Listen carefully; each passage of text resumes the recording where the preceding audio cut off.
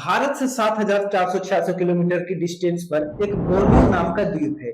इस द्वीप पर 3 देश है, जिसमें से एक देश ब्रुनेई है, जहां पर हाल ही में हमारे देश के प्रधानमंत्री यहाँ के सुल्तान हसन बोल्किया के इनविटेशन पर गए थे। नरेंद्र मोदी जी ब्रुनेई जाने वाले फर्स्ट इंडियन प्राइम मिनिस्टर है।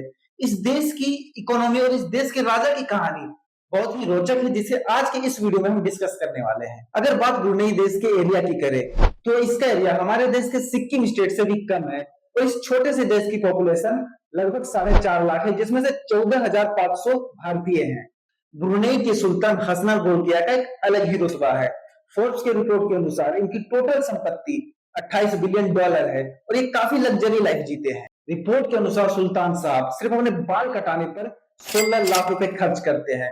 महीने में 2 बार इनके हेयर स्टाइलिस्ट चार्टर्ड फ्लाइट से इनके महल आते हैं। सुल्तान ने खुद के लिए बोइंग 747 विमान खरीदा है, जिसकी कीमत 40 करोड़ डॉलर है, यानी भारतीय रुपए में लगभग 3,000 करोड़ रुपए। ये तो कुछ भी नहीं है।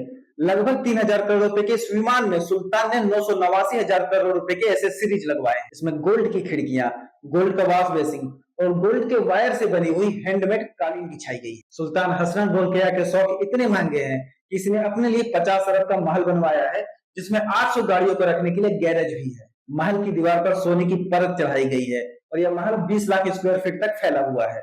ये तो हो गई सुल्तान साहब के शौक की बात। अब बात करते हैं ब्रुनेई के इकोनॉमी की। ब्रुनेई की अर्थव्यवस्था का मुख्य आधार नेचुरल गैस और ऑयल है। इस देश की पर कैपिटा इनकम 24.46 लाख रुपए है, जबकि हमारे देश की पर कैपिटा इनकम 1,87,000 रुपए है।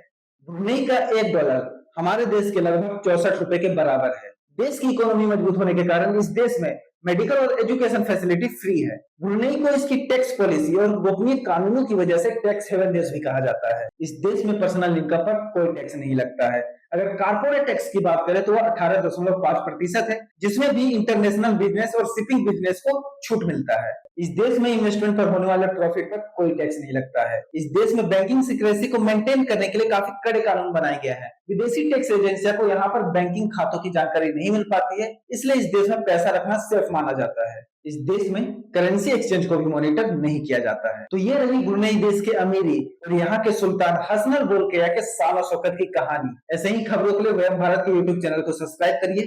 धन्यवाद।